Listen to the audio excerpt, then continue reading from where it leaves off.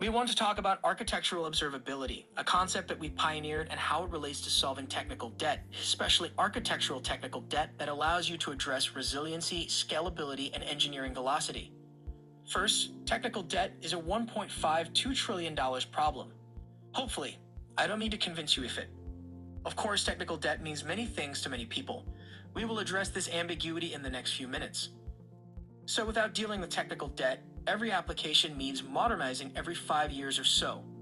If you think of your application estate, cost, complexity, and risk go up over time, while engineering velocity, scalability, and resiliency go down. And the underlying reason is, of course, technical debt, but more specifically, architectural technical debt. If you are considering a cloud migration, that's obviously a trigger to dealing with all this tech debt, since you don't want to simply lift and shift that tech debt to the cloud. Otherwise, you won't be able to realize the benefits of the cloud. To emphasize my point about the centrality of architectural tech debt, let's refer to a study by Carnegie Mellon University, where they found out similar outcome from surveying 1,800 practitioners. Bad architectural choices, architectural drift, and architectural technical debt is the #1 tech debt issue by a margin of 4-1.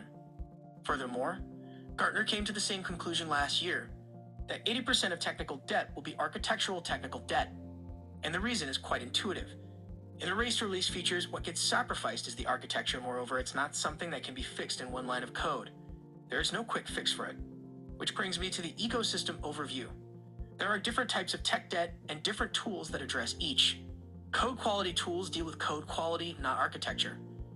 APM and other DevOps observability tools enable performance monitoring and fault or outage early detection. They do not deal with architecture.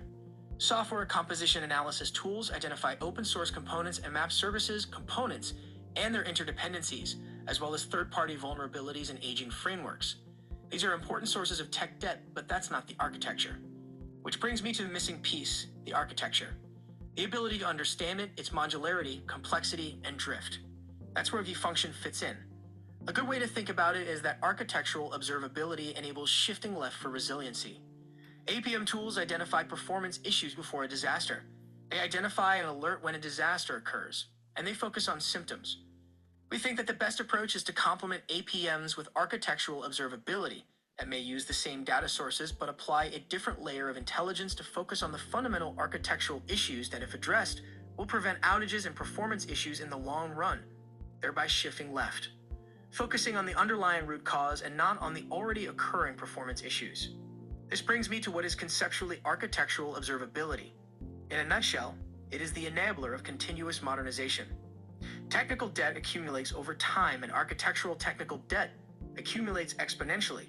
That is the red line. The concept of architectural observability says that if you observe the architecture of your apps over time and fix it gradually every release based on specific business priorities, you achieve two things. One, you never get to the breaking point that's essentially the shift left for resiliency. Two, your total investment in the remediation of the technical debt is much smaller. The product that we've built delivers exactly this. One of its benefits is that it doesn't require a major investment. It's a cultural change that allows you to measure, visualize, prioritize, and fix that technical debt on an ongoing basis. If you are already refactoring today, how do you know you are putting the resources on the right refactoring and whether it is having the right effect? Architectural observability will tell you that. Moreover, technical debt is a statistical phenomenon. You want to observe a portfolio of apps, and you want to observe it over time. Now, once you get to reduce tech debt, you want to keep it that way always. So this is how it looks. That's truly engineering excellence. Now, assuming we agree on the concept, I'm sure you are wondering what exactly this architectural technical debt means. This is where vFunction truly innovated. We have defined 24 or so specific architectural issues that are objectively impacting resiliency, engineering velocity, scalability, and cloud suitability. vFunction is able to identify them, measure them, alert on them when they drift or emerge, prioritize them, and recommend ways to fix and remediate them. vFunction identifies architectural issues across the full spectrum of architectures, from monoliths to microservices and everything in between. Let's take on specific example, resource exclusivity. If two services are suddenly accessing the same database table, while in previous release only one service accessed it, that represents an architectural drift that is clearly impacting resiliency and scalability. That is just one small example. In the demo, we can review exactly how that looks. vFunction supports the full range of architectures, from monoliths to fully distributed. The architectural events may differ, although there are some that resemble, for example, new domain added or resource exclusivity. The technology platform relies on a combination of static analysis of the binaries as part of your CI/CD and dynamic analysis in production, since we believe strongly that you need dynamic analysis in order to truly understand the architecture. The vFunction server is deployed locally within your environment, and we have no access to your data.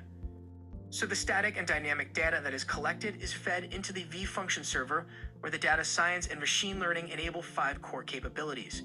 Discover and visualize your architecture. Identify and prevent architectural drift. Manage, remediate, and fix the 24 architectural technical debt issues we reviewed. Increase modularity and reduce complexity of your apps, thereby increasing resiliency. And lastly, as needed, transform monoliths to microservices. Let's see how architectural observability fits into a cloud migration scenario. You first need to observe the architecture in order to understand it and identify the sources of technical debt that prevent you from modularizing it. You then rely on vFunction to help you modularize it and improve its cloud readiness.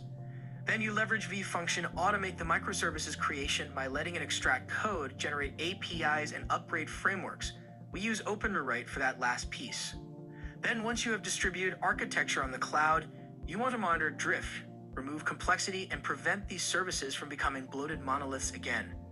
This is the observability cycle that allows you to modernize your apps on an ongoing basis and constantly make the best use of your cloud investment. Here are a few clients that trust vFunction to observe their architecture and remediate technical debt.